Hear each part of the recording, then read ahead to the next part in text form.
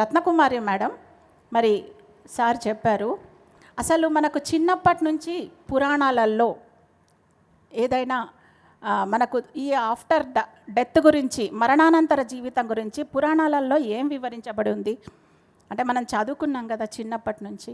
కొన్ని పురాణాలలో అసలు ఏం చెప్పారు? ఎందుకంటే మనకు కఠోపనిషత్ మనం ఫస్ట్ చదువుకునేది, పత్రికారు కూడా ఎన్నోసార్లు కఠోపనిషత్ గురించి మనల్ని రిమైండ్ చేస్తూ ఉంటారు.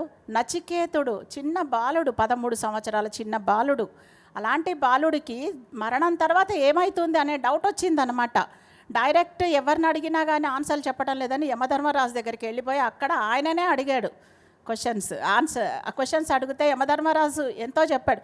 నీకు ఎందుకురా బాబు ఈ సబ్జెక్ట్ అంతా, నీకు కావాలంటే నేను బోల్డ్ అని రాజ్యాలు ఇస్తాను, లేకపోతే నీకు సకల సంపదలు ఇస్తాను, అవన్నీ నువ్వు తీసుకో, కొన్ని వేల సంవత్సరాలు రాజులాగా బ్రతుకుపో అని అంటే కూడా నథింగ్ డూయింగ్, నాకు వాటన్నిటికంటే నాకు మరణానంతర జీవితం యొక్క సమాచారమే ఇంపార్టెంట్, అదే చెప్పమని పట్టుకొని కూర్చుంటే అప్పుడు యమధర్మరాజు చెప్పింది కఠోపనిషత్తు ద్వారా మనకు అందించబడింది.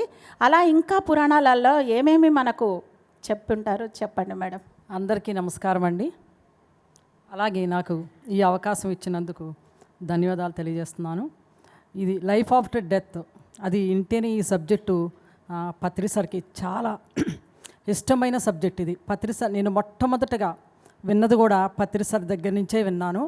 నా 10 సంవత్సరాల వయసులో మరణం తర్వాత ఏమవుతుంది అనేది నాకు, నేను చనిపోతే తర్వాత ఎక్కడికి వెళతాను అనేది నాకు కలిగింది బాగా. కానీ అంటే ఏమంటారంటే అది ఒక జ్ఞానానికి డోర్ ఓపెన్ అవ్వడం, కానీ అప్పుడు తెలియదు నాకు అది. కానీ అది దాని గురించి చెప్పే అంత జ్ఞానము తల్లిదండ్రులకి లేదు, అడిగేంత ధైర్యం నాకు కూడా లేదు అప్పుడు. దాని తర్వాత ఈ ప్రాపంచిక విషయాల్లో పడి ఇంకా అది అడుగుకి వెళ్ళిపోయింది. దాని తర్వాత మళ్ళీ నా 33 సంవత్సరాల వయసులో నేను ధ్యానంలోకి రావడం జరిగింది. అప్పుడు నేను దీని గురించి విన్నది ఎవరైనా పత్రి సార్ ద్వారానే విన్నాను నేను. ఆ తర్వాత అనేక బుక్స్ చదివాను. నేను ఎక్కువగా దీనికి సంబంధించిన జ్ఞానాన్ని నేను తీసుకున్నది ఎవరి దగ్గర నుంచి అంటే పత్రి సారు, ఓషో, వీరి దగ్గర నుంచి అందుకున్న జ్ఞానం నుంచి నేను కొంత నా అనుభవం నుంచి నేను చెప్తున్నానండి. ఏమనంటే ఇప్పుడు ఎవరమైనా సరే మరణానంతర జీవితం అనగానే చాలామంది నన్ను క్వశ్చన్ చేసిన వాళ్ళు ఉన్నారు. నేను కూడా ఆలోచించాను ఒకసారి. ఇప్పుడున్న ఈ జీవితం మనకి ఎదురుగా ఉంది, కనబడుతుంది, మనం అందరం జీవిస్తున్నాం చక్కగా, చాలా ఆనందంగా. కొంతమంది ఉద్యోగాలు చేసుకుంటూ, వ్యవసాయం చేసుకుంటూ, రకరకాల పనులతో మనము ప్రతిరోజు దాంతోనే సతమతం అవుతూ జీవిస్తున్నాం, అనేక రకాలుగా. దీంతోనే ఫైట్ చేస్తూ మన జీవితంలో జీవిస్తూ ఉంటే ఎప్పుడో జరిగే మరణం గురించి ఎందుకు ఆలోచించడము? అది ఇంకొక విషయం ఏమంటే, అసలు మృత్యు అనే పదం ఇంట్లో వాడితే కూడా మరణము, మృత్యు అని ఇంట్లో వాళ్ళు అంటారు, మాట్లాడొద్దు ఇంట్లో అలాగా. అది ఏమంటే ఒక అపచారం కింద భావించేవాళ్ళు దాన్ని. ఆ పదమే ఇష్టం ఉండదు ఎవరికి కూడాను. అలాగే ఆ విధంగా ఉన్న యువతను తీసుకుంటే యువత అనుకుంటారన్నమాట, అంటే మృత్యు అంటే అది ఎప్పుడో వస్తుంది. వారందరూ కూడాను వారి యొక్క పనుల్లో చాలా బిజీగా ఉండిపోతారు. వాళ్ళు అనుకుంటారు ఇది మనది కాదు అనుకుంటారు. అలాగే వృద్ధుల్ని తీసుకుంటే వాళ్ళు ఏంటంటే మరణానికి దగ్గరికి వస్తారు. వాళ్ళకి మరణం అంటేనే ఒక భయం లాంటిది కలుగుతూ ఉంటుందన్నమాట. అలా ఇంకా ఏమంటారంటే ఎప్పుడో వచ్చే మృత్యు గురించి ఇప్పటి నుంచే ఎందుకు ఆలోచించాలి, ఇప్పటి నుంచి అది వచ్చినప్పుడు చూసుకుందామలే అని. అలాగే మన కుటుంబాల్లోనో, బంధువుల్లోనో, తెలిసిన వాళ్ళలోనో మృత్యువు వచ్చినప్పుడు శ్మశానం దగ్గరికి వెళతారు. ఆ శ్మశానం దగ్గర ఆ వైరాగ్యం ఒకరోజు అనిపిస్తుంది, అక్కడే వదిలేస్తారు. ఏమనిపిస్తుందంటే ఆ మృత్యు మనకి రాదు, వారికి మాత్రమే అది అని. వాళ్ళ గురించి వాళ్ళు చాలా మంచి వాళ్ళు, గతంలో వీళ్ళకి ఇలా జరిగింది అలా ఫీల్ అవుతూ ఉంటారు, వాళ్ళ గురించి చెప్పుకుంటూ ఉంటాం. కానీ నాకు కూడా వస్తుంది అనేది మనము భావించము, అది మనకి చాలా దూరాన ఉంది అనుకుంటాము. ఏమంటే ఆర్ట్ ఆఫ్ లివింగ్ అంటాము, అంటే జీవించే కళ. జీవితం అనేది ఒక కళ, ఎలాగో మృత్యువు కూడా ఒక కళే. ఎలా అయితే ఇది జీవితం అనేది ఎంత మధురమో మృత్యువు కూడా మధురమే. ఎవరికి ఆ మధురం అంటే దాని గురించిన జ్ఞానం తెలిసిన వాళ్ళకి. ఏమంటే ఎవరైతే కనుక ఇప్పుడు ఒక చెట్టు, ఒక మొక్క పాతాము, ఆ మొక్కకి మనం ఏం చేస్తాం, అది మంచిగా ఎదగాలి అంటే నీరు పోస్తాం మనము. కానీ అలాగే నీరు పోయకుండా ఆ మొక్క ఉన్న పైన ఉన్న ఆకుల్నే చూసుకుంటూ ఉంటే అది మంచి వృక్షం కింద అవుతుంది, అవ్వదు కదా. కానీ భూమిలో ఉన్న వేరు అనేది కనబడదు. అలాగే ఇక్కడ ఏమంటే మన జీవితం మంచిగా జీవించాలి అంటే మృత్యు గురించి కూడా తెలుసుకున్నప్పుడే మనం మన జీవితాన్ని చక్కగా జీవించగలుగుతాము. ఎందుకంటే ఎలా అయితే వేర్లు భూమిలో ఉండి కనబడదో, ఈ మృత్యు తర్వాత ఉండి ఈ జీవితం గురించి తెలియనప్పుడే ఆ విధంగా జీవితాన్ని జీవిస్తూ ఉంటాము.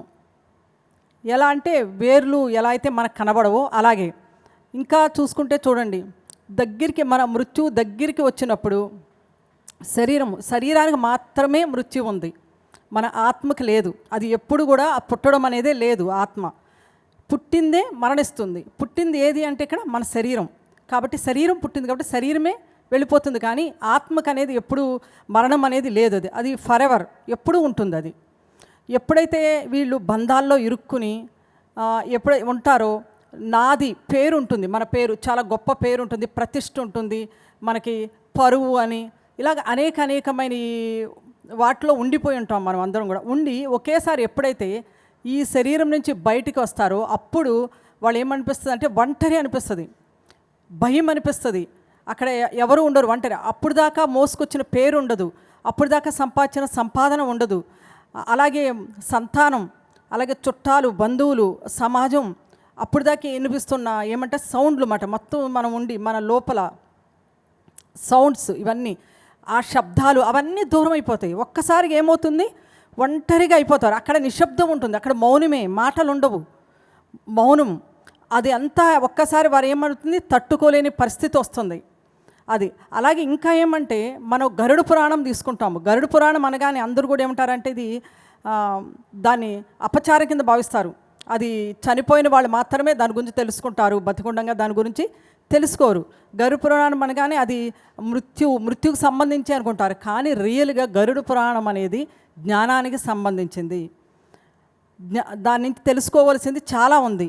దాన్ని ఏమంటే చాలా ఒక భయానకంగా తయారు చేసేవారు. ఈ గరుడ పురాణాన్ని ఒక భయంకరంగా దాన్ని సృష్టించి దాన్ని విపరీతార్థాలతో అందరూ దాన్ని అర్థం చేసుకుంటున్నారు. గరుడ పురాణంలో మన డే టు డే లైఫ్లో మనకు పనికి వచ్చే సబ్జెక్ట్ ఏమైనా ఉందో? చాలా ఉందండి. అదే ఇప్పుడు మనం చెప్పుకుంటుంది. ఏమనంటే ఇప్పుడు ఎప్పుడైతే మనము ఒక అసూయతో నిండిపోయి ఉంటామో మన జీవితంలో ఎన్నెన్నో ఉంటాయి, అసూయతో నిండిపోయి ఉంటాము, అలాగే అపరాధ భావంతో ఉంటాము, చాలా విషయాలు ఇలాగా. ఎప్పుడైతే కనుక ఏమంటారంటే నరకము, ఎవరైతే పాపం చేస్తారో వాళ్ళు నరకానికి వెళ్తారు, పుణ్యం చేస్తే స్వర్గానికి వెళ్తారు, ఇవన్నీ వింటూ ఉంటాము. పూజలు చేసేది అంతా కూడా దీనికోసమే కదా, పుణ్యం కోసమే చేస్తూ ఉంటారు. మన పుణ్యం దొరుకుతుంది, ఇలా చేస్తే నదుల్లో మునిగితే పుణ్యం వస్తుంది అంటే దాని నుంచి తీసుకోవలసిన జ్ఞానాన్ని తీసుకుంటలేదు మనం. పుణ్యము పాపము, తప్పు చేసాము కాబట్టి పాపం తగులుతుంది, ఈ విధంగా ఉంటుంది.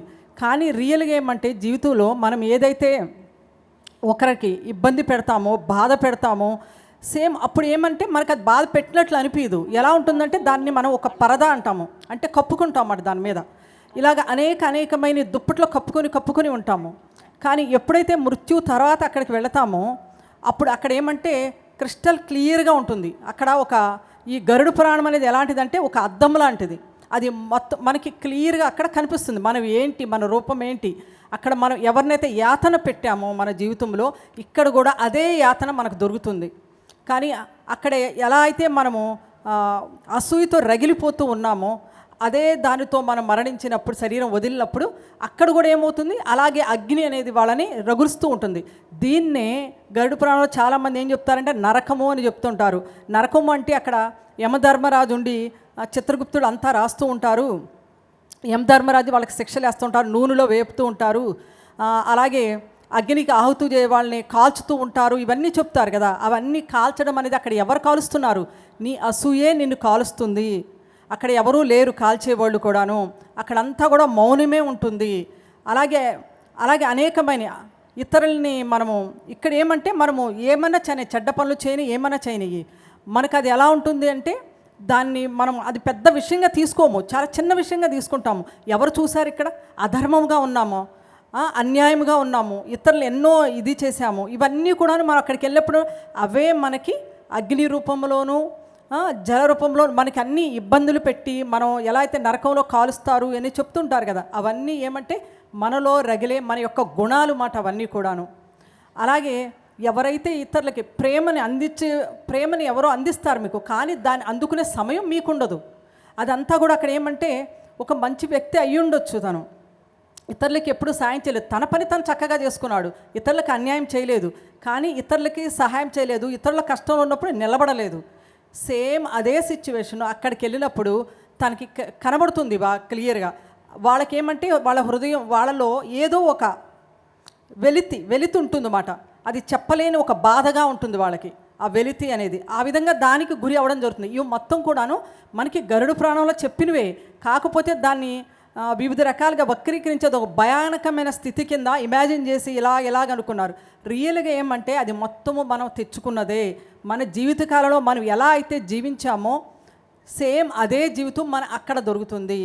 అలాగే ఎవరైతే ప్రేమను అందించి, ఎవరైతే కనుక ఎప్పుడు వాళ్ళ జీవితంలో వాళ్ళ జీవితాంతరం కూడాను ఎలా అయితే ధ్యానులుగా ఉండి ఇతరులకి సహాయం చేస్తూ, అలాగే వాళ్ళ జీవితంలో ముందుకు వెళ్ళిన వాళ్ళు ఉన్నారో వాళ్ళు ఉంటారు, అందరూ ఉంటారు. ప్రతి ఒక్కరికి మరణం అనేది తథ్యం. ఎలా అయితే కనుక చూడండి, శ్రీకృష్ణుడు అలాగే శ్రీరామచంద్రుడు అందరూ శరీరాన్ని, ఎవరైనా భూమి మీద ఒక శరీరం తీసుకుని వచ్చిన తర్వాత ప్రతి ఒక్కరూ, అలాగే ఓషో, రమణ మహర్షి, రామకృష్ణ పరమహంస, అలాగే మన పత్రిజీ, ప్రతి ఒక్కరూ శరీరం వదిలి వెళ్ళిపోయారు. ఎందుకంటే ప్రతి ఒక్కరూ శరీరం వదలవలసిందే, ఎందుకంటే దాన్ని మనం తీసుకున్నాము అక్కడ. అయితే వీరిలోనూ మనలోనూ ఏమి డిఫరెన్స్ ఉందంటే, మనము ఎవరైతే కనుక ఈ అసూయ, వంచన వీటిల్లో ఉంటారో అవే అక్కడ దొరుకుతాయి. అయితే కొంతమంది దాన్ని ఒప్పుకోవచ్చు. ఎప్పుడైతే దాన్ని అంగీకరించి వారి తప్పుని ఒప్పుకుంటారో అదే స్వర్గం అవుతుంది, అక్కడ దానికి స్వర్గానికి దారి అవుతుంది. అలాగే ఎవరైతే గనక ఒప్పుకోకుండా వాళ్ళు అప్పటికి కూడా ఇంకా వేరొకళ్ళ మీద నన్ను ఇలా అన్యాయం చేశారు, నాకు ఇలా ద్రోహం చేశారు, క్షమ అనేది చేయలేదు ఇక్కడ ఈ భూమి మీద, వాళ్ళందరూ అక్కడికి వెళ్ళాక కూడా చాలా కాలం అలాగే ఉండిపోతారు, అందులోనే రగిలిపోతుంటారు. వాళ్ళు అంగీకరించలేరు, వాళ్ళు ఒప్పుకోరు. వాళ్ళే మన భూతాలు, ప్రేతాలు అంటాం కదా, దయ్యాలు అని చెప్తుంటామో వారే. ఎవరైతే అసంతృప్తితో ఉంటారో, రగులుతూ ఉంటారో వారందరూ కూడాను అలాగే ఉంటారు. ఎవరైతే గనక ఖాళీ చేసుకుని వస్తారో, మన గురువు గారు ఇలాగ ఇప్పుడు చెప్పుకున్నాం కదా, వారందరూ కూడాను వారి లోపల ఏమీ ఉండదు, అంత ఖాళీ ఉంటుందన్నమాట. వాళ్ళంతా కూడాను అక్కడే ఉండుంటే వారే ముక్తులు. ముక్తి అంటే దేని నుంచి ముక్తి పొందారు అంటే ఈ గుణాలు వీటన్నిటి నుంచి మరొక జన్మ తీసుకునే ఆ అవసరం కూడా ఎవరికి ఉండదు. వారు కావాలనుకుంటేనే భూమి మీదకి వస్తారు. అంటే వారందరూ దాన్ని వదులుకుని వచ్చారు. బుద్ధుడు చెప్తాడు ఒకసారి. అలాగే ఇంకోటి, మృత్యువు దాని గురించి తెలిసినప్పుడే కదా బుద్ధ భగవానుడు కూడా జ్ఞానం వైపుకి వెళ్ళింది. అంటే చూడండి, అలాగే ఇందాక మేడం చెప్పారు నచికేతుడు గురించి. నచికేతుడు కూడా చిన్న పిల్లవాడు ఉన్నప్పుడే మృత్యువు గురించి తెలుసుకోవాలనుకున్నాడు. కానీ మనలో ఎంతమంది మృత్యు గురించి తెలుసుకోవాలనుకుంటున్నాం? ఆ పదం వినగానే ఒక భయం లాంటిది వచ్చేస్తాం మనకి. వద్దొద్దులే, అది ఇంకా నాకు చాలా టైం ఉందిలే అని దాని నుంచి వెళ్ళిపోతుంటాం పక్కకు తోలి. కానీ నిజంగా మృత్యు గురించి తెలుసుకున్నప్పుడు మనం మన జీవితాన్ని ఎలా జీవించాలి అనేది మనం అర్థం చేసుకుంటాము, మనము చక్కగా జీవించగలుగుతాము.